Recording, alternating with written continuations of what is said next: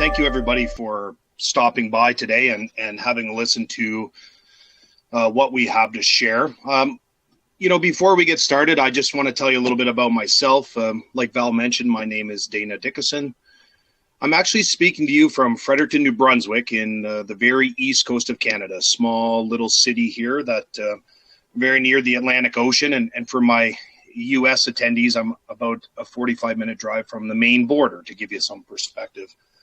I've been working with Sucuri for a couple of years now, and I like Val mentioned, I really work pretty much exclusively in the agency market as well as the enterprise market. And agencies are very important to us, and we understand that security is very important to you. So that's why we wanted to share this. A little bit about myself outside of Sucuri.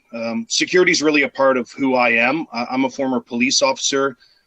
So it was physical security back then and now virtual security. I'm an avid guitar player. I love to play guitar. And if you're watching me on the webcam, you can see I'm never very far from at least a couple of guitars.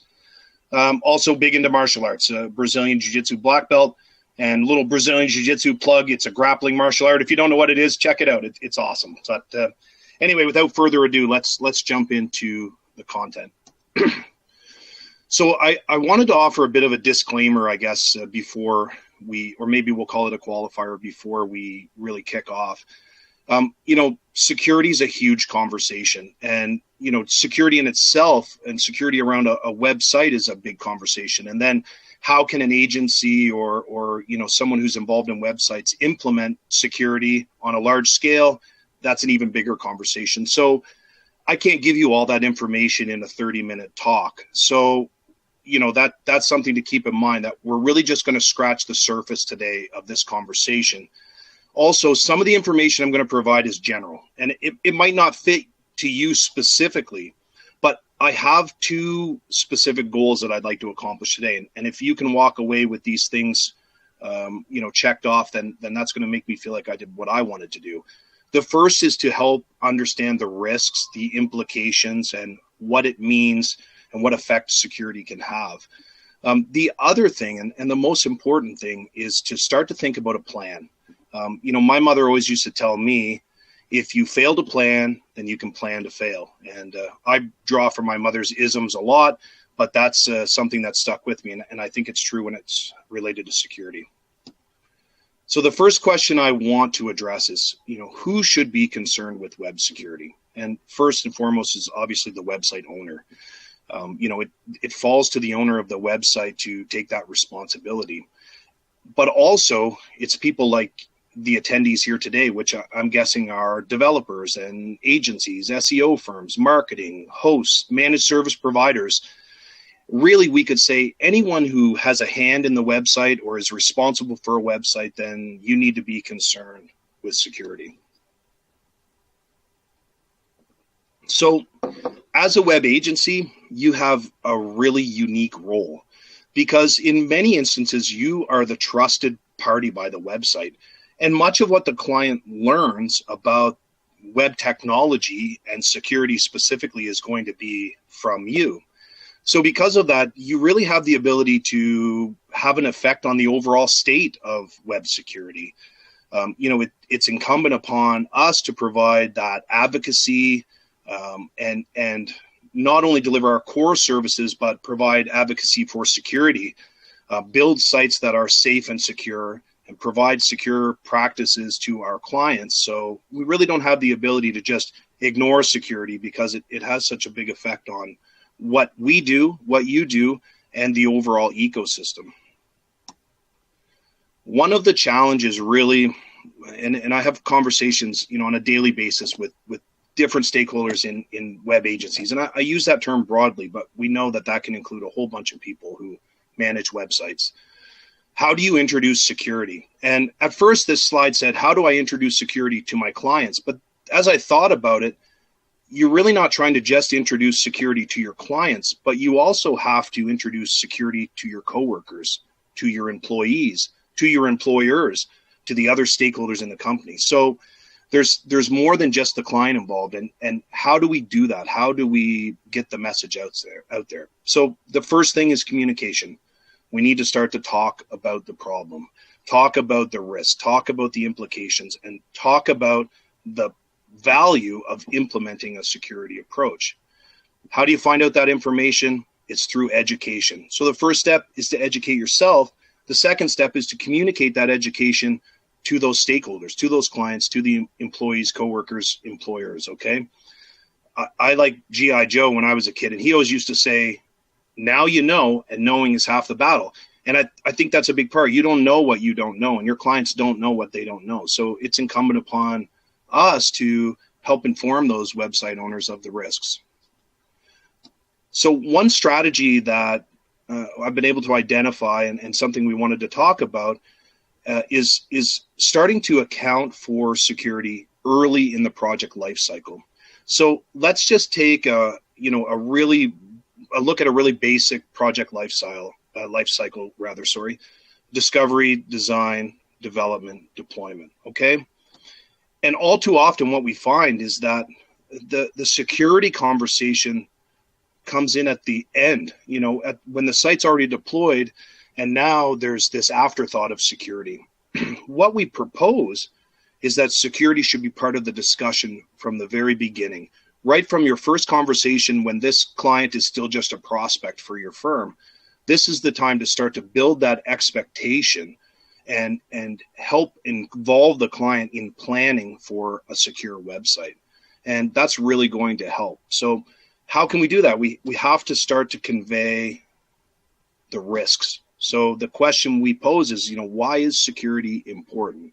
Some of these might be pretty obvious. Definitely the brand reputation is a big thing.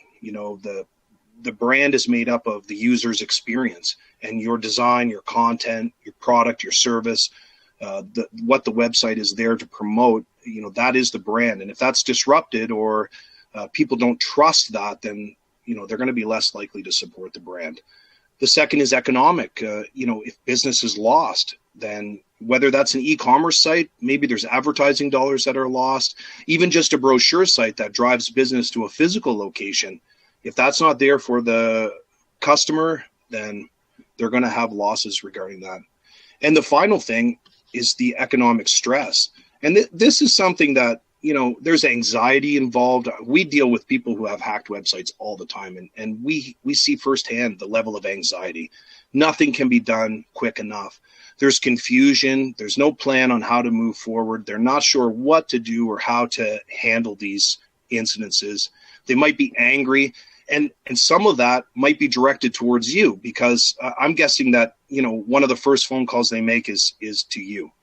From the technical side, we have there's definite implications here. Blacklisting, it's a big problem. It can take days to remedy a blacklisted site. There's impacts to SEO that need to be repaired. And then there's, the risk of visitor compromise and personal information being compromised or stolen. So these risks to the client, but there's also risks and costs towards the agency. One thing I've really come to understand is that you guys are really the first line of support for clients who build websites for. I had a conversation not long ago with someone who developed a website for someone 3 years ago, and no maintenance, no ongoing, not even communication with the client. But when that website was hacked, this person was getting phone calls and emails. So luckily, they had a plan on how to respond. So, what are the real costs for you to respond? There's the allocation of resources. So taking away from your core services and putting people, developers or whoever in jobs now cleaning websites and trying to fix these problems. The additional strains on customer support, dealing with that customer frustration, and who knows, if worse comes to worse, it could be the loss of that current business or the loss of future business. So the implications and why security is important, they fall to you as well. So, here we are. We understand some of the risks. Now we're going to start to communicate with our clients and prospects early, and we're going to educate them on security. But what do I do? How do I approach this whole thing?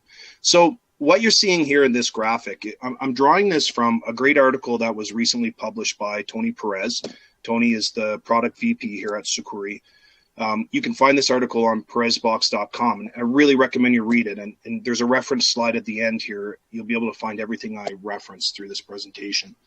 But what he talks about here is a basic website security framework. Okay, so this is an example of how you can plan to mitigate the risks and respond to issues. Okay, so we start with identification, protection, detection, response, and recovery. And I'm going to take a high-level look at each of these areas. And this is something that we're going to continue to flush out and to enrich and offer some more content as we go. So something to keep an eye out for as well. So what is identification? And really, when we're talking about an agency, we can look at this in a couple of different ways. So the first is identifying your client's security needs.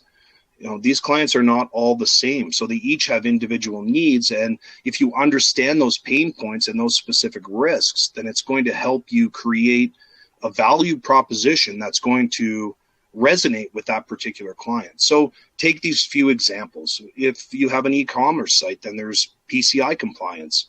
If you have a social platform, there's data security, there's personal and private information that is at risk. Even brochureware, it runs the risk of being blacklisted. So understanding your client's needs and having, for lack of a better term, a pitch or a value proposition for each of those typical scenarios that you see will really help you in relating to that client. The second part of identifying is actually having a physical inventory. And especially with some of the larger clients I've dealt with, this has been a real issue. So do you know where all the domains are? How many domains are you actually responsible for? What about subdomains? How about all the plugins and the themes that are being used now that are not being used any longer, but that are still maybe posing a risk to the environment? So having an inventory of the web properties. And then the second piece is understanding where are all of these things hosted. So there's so many different hosting options, and some agencies have dedicated environments for themselves. Others let the client look after that. So understanding that, or even the combination of those things, and having an inventory and knowing where those sites are located and hosting is going to really help you when the time comes to react to any issues. So moving on to protection. I'll just grab a quick drink of water. So when we're talking about protection, we're talking about, the things that you can do, the processes and the tools you can implement to protect the site, to mitigate the risk of a site being affected by malware. And, we always use that term, mitigate the risk, because you can't really eliminate the risk. It's a difficult thing to do in security. So you try and minimize the risk and then have a plan to respond in the worst case scenario. So we can identify really three key areas or attack vectors that pose a risk to a website. The first is access control. The second is hosting. And the third are software vulnerabilities. And when we're talking about access control, we're really looking at how can we effectively control the access to, in most cases, we're talking about either WordPress admins or the admin panel. It could be FTP, it could be SSH, but your credentials and the access to your site. So the first principle, the first thing that you can do and idea that you can start to think about is sensible user access. And really what we talk about at Sucuri is the principle of the least privileged user. So what is that all about? Well, it's using a minimal set of privileges on the system, in order to perform the action. So people are only getting the privilege that they need for the time they need it. And that's a really great principle. It's something that's going to help you reduce the risk of granting permissions to people.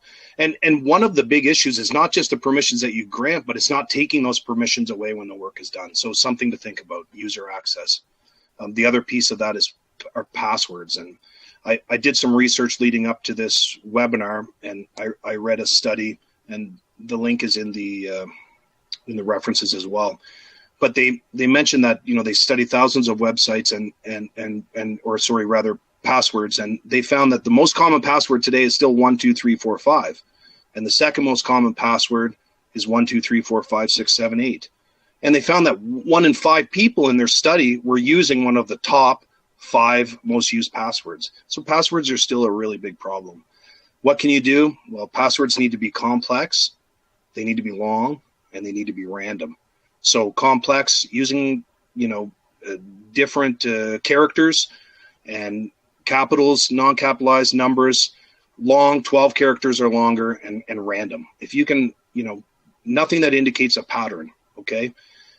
That's difficult, and I understand that, and I know that acutely because I have a lot of complex passwords to a lot of different systems. I don't use the same password twice, so I have to remember a lot. That's why I leverage a password management tool. So that's something you can think about. I use something called LastPass.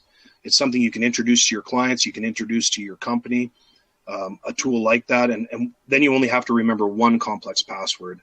There's a risk associated to that. There's a trade-off to everything. So that risk is relatively small, but it's something to consider, okay?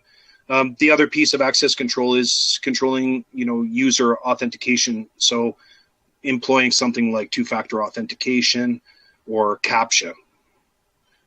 Those tools work. They can have an effect on the user experience. So again, there's about, balancing out the rewards with the cost. As far as hosting goes, this is an interesting conversation, and I'm not going to talk about sys administration because that's not really, our wheelhouse. But one thing that we hear a lot is, the bad rap that shared hosting gets. But that really relates back to a time when there was poor sys administration at these large companies, and there were mass exploitations.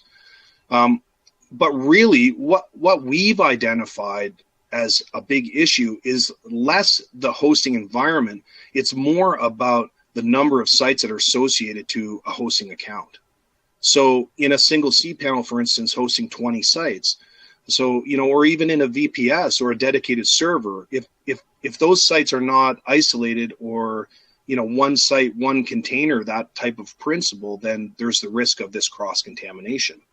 And cross-contamination is a problem we see often because of this. And it really is when one site can negatively affect the others in the same server, and it has to do with, poor isolation of the site. So one site gets infected, and that infection spreads through the databases and into the other sites. And it can take a small problem and become a big problem really, really quickly. So the final piece, software vulnerabilities. And if you're developing an open source CMS platforms, then this is one of the greatest risks that you're faced with.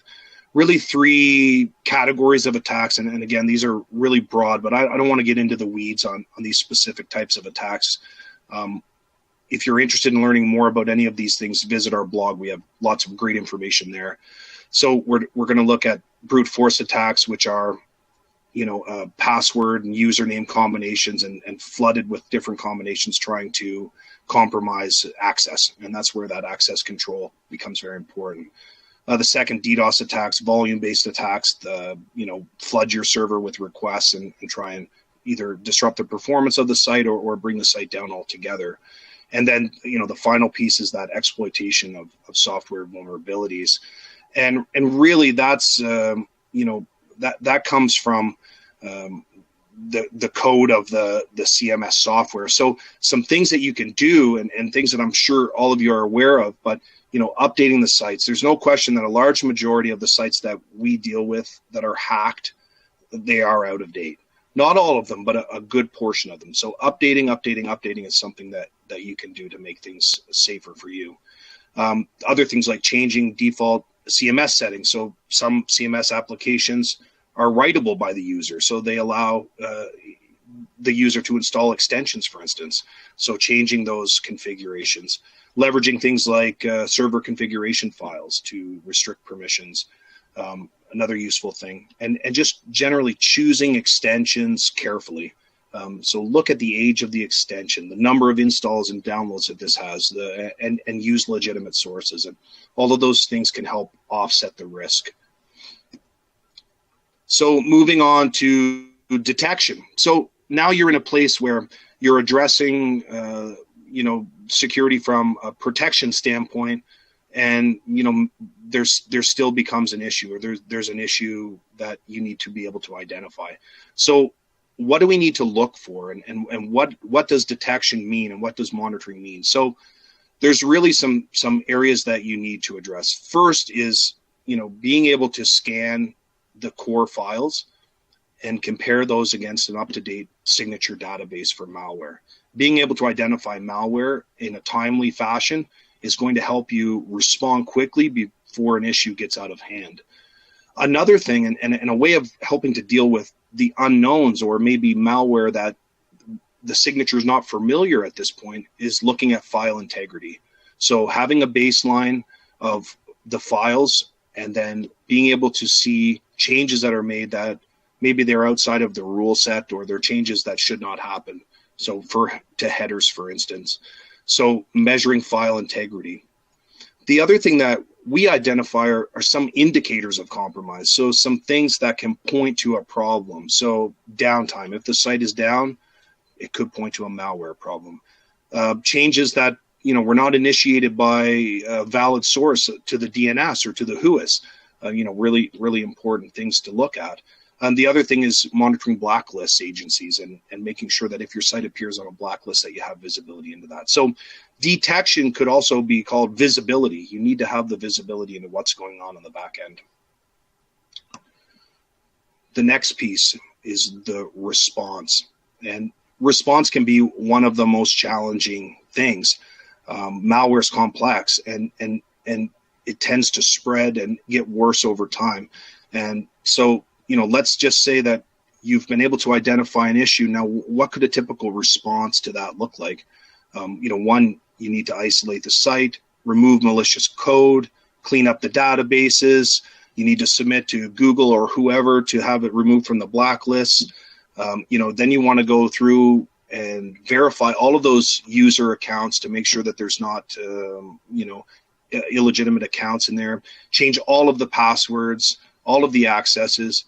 So you really need to have people ready to respond. Training people and having them ready to deal with these types of issues when they are found is going to help you react quickly and be able to get the problem solved. The last piece and the final phase of this framework is recovery.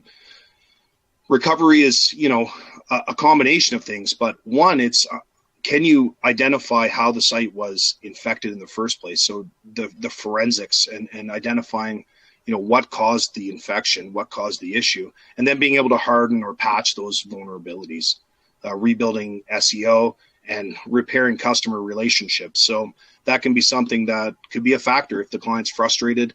Maybe they're placing their blame, even though it doesn't belong towards the agency, then it often gets directed there. So handling those relationships can be a part of the recovery process. So that sort of sums up the framework, but I want to give you another look. And this slide, I titled it, How to Deliver Security to My Clients. And I really break things down into two different approaches. And the first and the preferable is the proactive approach. And if we were to go back to the framework, we would really say that being proactive is more to do with the first two steps, identification and protection. So in this proactive approach, security is part of your conversation with your clients. It's part of your process, and it's part of your ongoing maintenance for the site. You may be leveraging third-party security tools and providing those as a managed service to your client. You're providing ongoing guidance and education to the client, and especially on security practices and things that they can do to mitigate the risks. And if I understand that managed service and maintenance is not in everybody's business model. So even just having a third party that is prepared to deal with those incidences, and that can be your plan. It can be as simple as that, just knowing, hey, if someone comes to me and there's an issue, or they want to prevent these types of malware attacks, then I know where I'm going to send them. And it can be as simple as that. The second type of approach is the reactive approach. And, back to my mom, she always used to say, it gets kind of funny, like quoting my mom, but she always used to say that, an ounce of prevention is worth a pound of cure. And I think that that's true when it comes to security. So reacting is less ideal, okay? And it's typically more expensive. So, what is a reactive approach? It's when you respond when the issue comes up. So no matter what, you could have the best product, the best service, and you can explain it with impeccable detail why your client should follow these security practices, and not all of them are going to. So that's not on you, but it's on them, but you still need to have a way to respond. So have a plan for these people, have a plan for this reactive approach so that okay, if this happens, I'm ready to deal with it.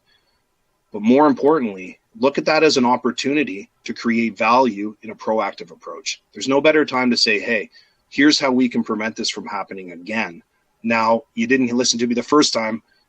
Now that you've seen the consequences, maybe you need to revisit that. So it can become an opportunity for you and a business opportunity.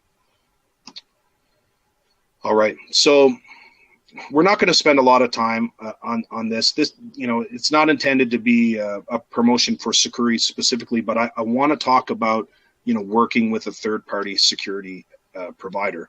I'm going to use Sucuri as my example here in the next few slides, but there are lots of choices out there, and you need to do your research. When you're going to purchase something and make an investment, then do your research, test the platforms. We always encourage people to test in your environment before you go live so you can work out, any issues. Implementing new technology, there can always be speed bumps along the way. But most importantly, understand what you and your clients need, and then find the right match. Find the company that matches up with your needs, whether those are your financial needs, your security needs, your process needs. Determine your needs and find someone who matches up well. So using Sucuri as my example, this is how we approach security. And you can see now that this graphic is exactly like the framework. And it's no coincidence, because the principles are the same for our approach. And we use that framework ourselves. So we really provide three distinct platforms to our clients. The first is a web application firewall and intrusion prevention system. It's cloud-based, and it's meant to mitigate the risk of a successful attack, whether that's DDoS or brute force or software vulnerabilities. The second platform is a detection and monitoring platform, where we're scanning server side, we're monitoring file integrity, we're looking at front-end issues, and we're also monitoring those indicators of compromise. So the third piece for us is incident response, and that's cleaning a website. So all of those tasks that we talked about, how do you clean a website? Well, that's what we do, and we do that manually for our clients. And overarching all of these areas is our team and our support, because it's one thing, I always say technology is not enough. It has to be paired up with the proper level of support. So you need to have people that have the skills and abilities and expertise to make sure your technical configuration is right, provide you with tips and advice on how to implement secure practices, provide you with valuable materials that you can educate yourself or educate your clients. So that's how we approach security. And that's what I mean. There's different looks out there, and every vendor has a different approach. So this is how we do it, and we find it creates really good relationships with, particularly with our agency customers. So I'm going to, I basically covered this information. This just talks about our platforms a little bit more, but I don't really want to get into the weeds. If you want more information about how we how we actually provide our technology, then that would be great, and we can certainly have that conversation. One important thing is, and one of our real strengths, I think, is that, we're able to partner with anyone, whether that's just a simple referral, whether you're using our consumer plans for those clients that, need us when they need us, or whether you're following a managed service model, and covering everything in your environment. If you're interested in working with us, then there's a way. So anyway, that wraps up my content. I'm going to open it up for questions now, and I really appreciate you taking the time to listen. Thanks so much, Dana. That was a very good presentation indeed. Lots of questions coming in. I just want to quickly answer the most, often asked ones, which is yes, as I said in the introduction I did, we will have a video recording of this webinar available in a couple of days.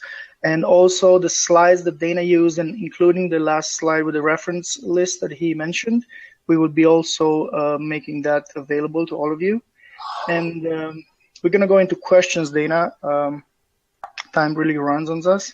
So the first one is from Jay, and he's asking something regarding what about the stakeholders who need admin level access, but most of the times they are the weakest link. How can we educate these types of customers?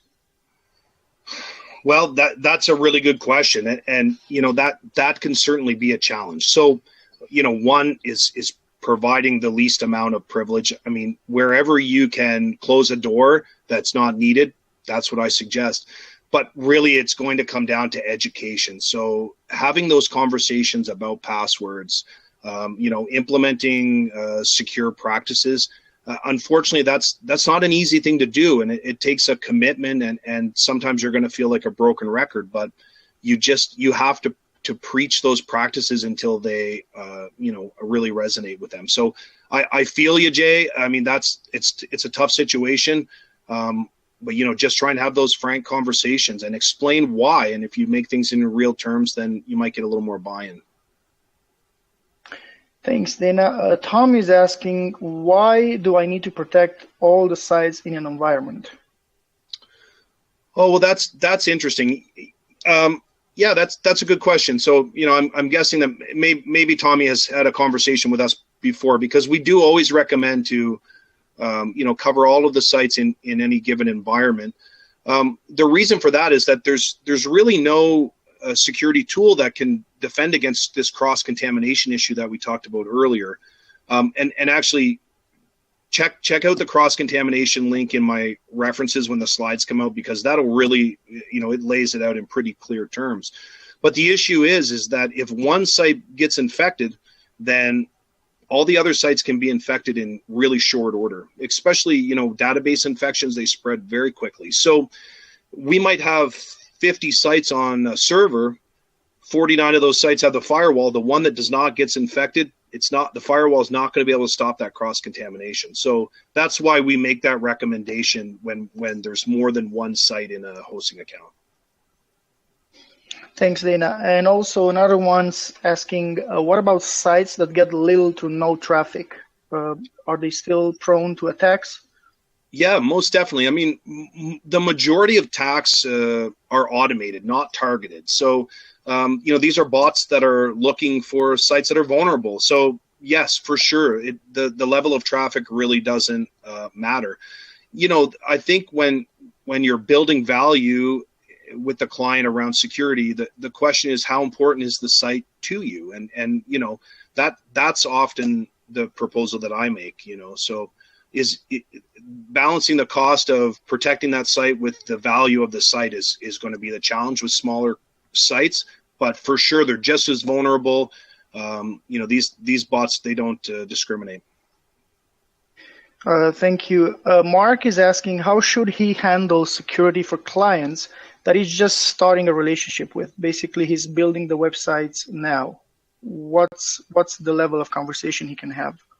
Well, I think that, when you're very early on in the stages, discovery or just, starting to make the plan for the project, that security has to be a part of the conversation and set the expectation that there is going to be follow-up work required.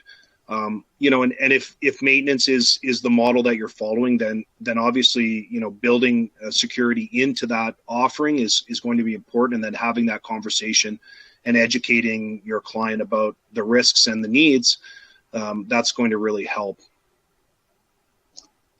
We have Jay and Mitchell asking almost the same question, so I'm going to try to paraphrase it, meaning, what should they talk about to customers who initially don't have the money or the budget to invest in security from start?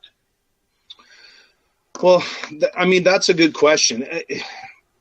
I think that, we start to look at security here like the oil change for your car. It's something that has to be addressed. So it's part of the inherent cost of doing business online. And if we frame it that way and say, look, it's not really something that, should be optional in your mind. So if you have a limited budget, then let's find a cost-effective way that we can do that.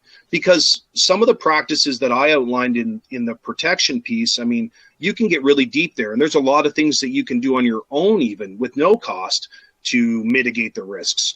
But with that comes the extra work. So it always becomes a balance between how much work you can put into it and then how much of that you need to pass off to a partner. And, there's varying costs. So look for the right vendor to suit the needs, whether that's budget or technology. Great. One more question here. What about if I'm managing multiple sites across different hosting platforms? Can Sucuri still handle that?